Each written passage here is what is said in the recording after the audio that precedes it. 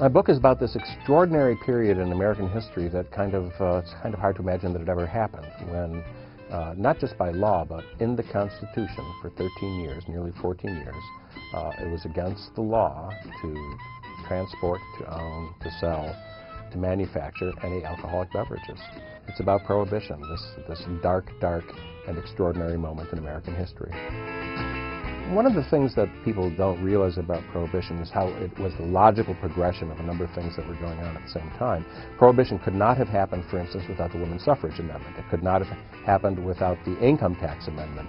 Before the Income Tax Amendment in 1913, when the government could finally levy an income tax, one of the primary sources of federal government revenue was the excise tax on liquor. So you had a number of political movements that they were working together in concert.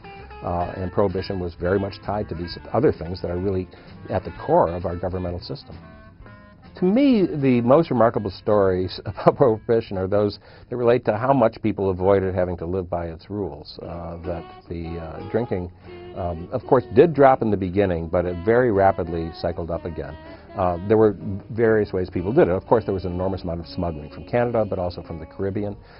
Nassau, the Bahamas, didn't exist until Prohibition came along. That was the economic engine that made it the exciting place that it became. In the 18th Amendment, there were some exceptions. You were allowed to preserve fruit that had alcoholic content in it, which is to say you could make hard cider, which meant that the farmers always had something to drink during Prohibition. You could use alcoholic beverages for medicinal purposes, which was really a great racket, where physicians would sell you a prescription for $2, and you would take that to your pharmacy, and the pharmacy would give you medicinal rye, medicinal bourbon, medicinal gin. You were allowed a pint every 10 days. You can buy bottles. You can still find bottles that say Jim Beam for medicinal purposes only. So people found ways around this from the very beginning, and which really, in the long run, led to the collapse of Prohibition, because if people aren't obeying the law begins to look very foolish.